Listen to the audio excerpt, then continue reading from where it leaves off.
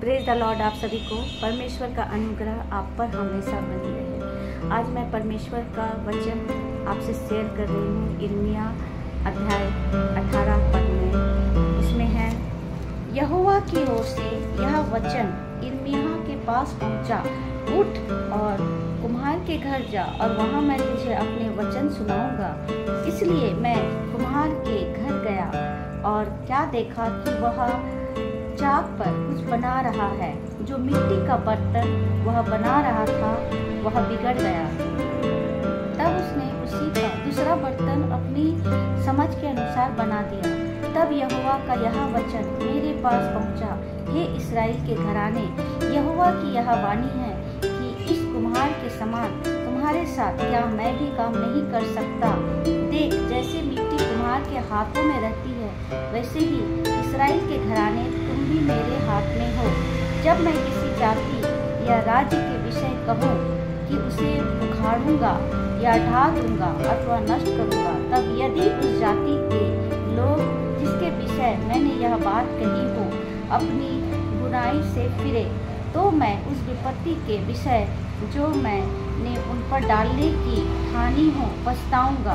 और जब मैं किसी जाति या राज्य के विषय कहूँ कि मैं उसे बनाऊंगा और रोकूंगा, तब यदि उस काम को करे जो मेरी दृष्टि में बुरा है और मेरी बात ना माने, तो मैं उस भलाई के विषय जिसे मैंने उनके लिए करने को कहा हो पछताऊंगा। इसलिए अब तू यहूदा और यरूशलेम के निवासियों से यह कह, यहोवा यूँ कहता है, देखो मैं तुम्हारी हानि की युक्ति और तुम्हारे विरुद्ध प्रबंध कर रहा हूँ। इसलिए तुम अपने अपने बुरे मार्ग से फिरो और अपना अपना चाल चलन और काम सुधारो। परंतु वे कहते हैं, ऐसा नहीं होने का, हम तो अपनी ही कल्पनाओं के अनुसार चलेंगे और अपने बुरे मन के हठ पर बने रहेंगे। इसमें परमेश्वर कहते हैं कि हम सब मिट्टी है और यहोवा परमेश्वर हमारा कुम्हार है। हमें परमेश्वर के हाथों में खुद को सौंप देना है कि आप हमें जिस तरह से शेप दे, मोल्ड करे, हमें बनाए और हमें संवारे। अगर हम परमेश्वर की बातों को नहीं मानेंगे, वो जो चाहते हैं कि हम वो कार्य करें और वो नहीं करते हैं, तो परमेश्वर वो नाखुश होते हैं। परमेश्वर कहते हैं, तुम मेरे बताए हुए मार्गों पर चलो, जो मैंने सिखाया है तुम वो काम करो। जिस तरह से कुम्हार एक सुंदर शेप देता है, वो शेप बनाते वक्त फिर भी बिगड़ जाता है, लेकिन अंत में वो फिर से उसको अच्छे से सजाता है, कुम्हार बनाता है, वो पॉट को इतना सुंदर से बनाता है, उसका शेप देता है। सब कुछ कुम्हार के हाथों में होता है। उसी प्रकार यहोवा परमेश्वर के हाथों में भी हम अपने आप को खुद को सरेंडर कर दें। जब हम खुद को सरेंडर करेंगे तो परमेश्वर हमारे जीवन में नई नई इच्छाओं, जो हमारी इच्छाएं हैं, वो सभी पूरी करेंगे। हमारा जीवन बहुत अच्छा होगा जब हम परमेश्वर के हाथों में खुद को सौंप देते हैं। और वो भी सौंपना है खुद को खुले मन से सौंपना है, ना कि केवल दिखावटी के लिए। बहुत लोग कहते हैं, हाँ मैं परमेश्वर को सौंप दिया हूँ, लेकिन पीछे में क्या करते हो, बुरी बातें कहेंगे, लोगों से कंप्लेंट करेंगे, झूठ बोलेंगे, चोरी करेंगे, और ऐसे बहुत सारी बातें हैं जो परमेश्वर को पसंद नहीं है। जब हम खुद को सरेंडर करेंगे, दिल से सरेंडर करेंगे, तो परमेश्वर हमारे जीवन में नए नए कार्य को करेगा। हमें चाहे कोई भी परिस्थिति हो, वो परिस्थिति बुरी परिस्थिति में हमें पड़ने नहीं देगा। क्यों? क्योंकि हमारा कुम्हार परमेश्वर यहोवा है। वो सब कुछ जानता है, हमारे मन में क्या है, हम क्या सोचते हैं, हमारा प्लान क्या है, सब कुछ वो जानते हैं। लेकिन हाँ, जब भी आप कुछ प्रार्थना करें या कुछ भी कार्य करें हो, अपने मन से मत करें, इच्छा से नहीं करें। आप जो कुछ भी करें हो, वो परमेश्वर को सौंप के कीजिए कि मैं इस कार्य को कर रहा हूँ, आप मेरी सहायता मदद कीजिए। तो आपके जीवन में वो ज़रूर वो कार्य करेंगे जिससे आप उस कार्य में ज़रूर सफल होंगे। और परमेश्वर हमेशा कहते हैं कि मैं तुम्हें बढ़ाऊँगा, मैं तुम्हारे साथ हूँ, मैं तुम्हें विश्राम दूँगा, तुम्हें कोई भी काम की कुछ भी चीज़ की कमी घटी नहीं होगी। बस तुम केवल मेरे साथ रहो, मेरे साथ चलो, मैं जो कहता हूँ वो कार्य करो। बस हमें परमेश्वर को खुद को सरेंडर करना है, सौंपना है।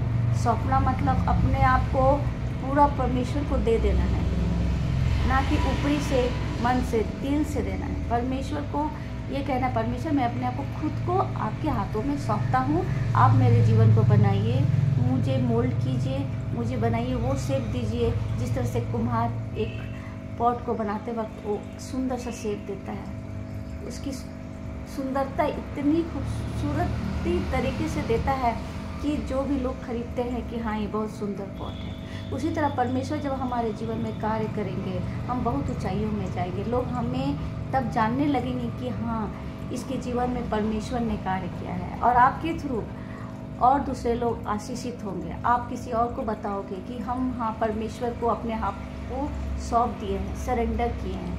हमारे जीवन में जो भी कार्य होते हैं वो परमेश्वर के अनुग्रह से होता है। आप जब इस प्रकार की गवाही लोगों को दोगे तो आपके जीवन में और ज़्यादा ब्लेसिंग होंगी। तो आप पवित्र बाइबल में इर्मिया चैप्टर 18 अध्याय को जरूर पढ़िए। आप इसको पढ़ेंगे तो आपके जीवन बहुत ही आशीषित होगा और आप ये समझ पाएंगे कि सच्चा परमेश्वर कौन है। सच्चा परमेश्वर हमारा जीवित परमेश्वर यहोवा है। जब आप उसके बारे जानने लगोगे तो आपके जीवन में परिवर्तन ऑटोमेटिकली आने लगेगा। तो आप इस वचन को जरूर पढ़ें और आपका जीवन, आपका परिवार सब आशीष होंगे। चलिए मैं आप सबके लिए प्रार्थना करूंगी कि परमेश्वर आपके जीवन में बहुत सारी आशीषें लेकर आए। धन्यवाद परमपिता परमेश्वर, हम आपको धन्यवाद देते हैं कि जो भी भाई बहन दोस्तों ने इस वीडियो को देखा है, आपके वचन को सुना है, उन्हें आशीष दीजिए कि वो इस वचन को ग्रहण करें, इस वचन को पढ़े और उसके जीवन में बहुत सारे ऐसे कार्य कीजिए जो उनके जीवन में इच्छाएं हैं, उनकी इच्छाओं को पूरी कीजिए। उनका स्वास्थ्य अच्छा से रखे परमेश्वर, उसको जीवन में आगे बढ़ने की आशीष दीजिए। उन्हें आप पथ रास्ता दिखाइए पिता परमेश्वर, कौन सा सही कौन सा रास्ता है। जो भी लोग भटक गए हैं, आपके वचनों से निकल गए हैं, वो जो नहीं आपके वचनों को अपना रहे हैं, आप उन्हें आशीष दीजिए, उन्हें बुद्धि दीजिए ताकि वो आपके वचन को पढ़कर ज्ञान प्राप्त करें और आपके बताए हुए रास्ते पर चले। आप उन्हें आशीष कीजिए प्रभु, और उसके जीवन में जो भी इच्छाएं हैं उनकी इच्छाओं को पूरी करें।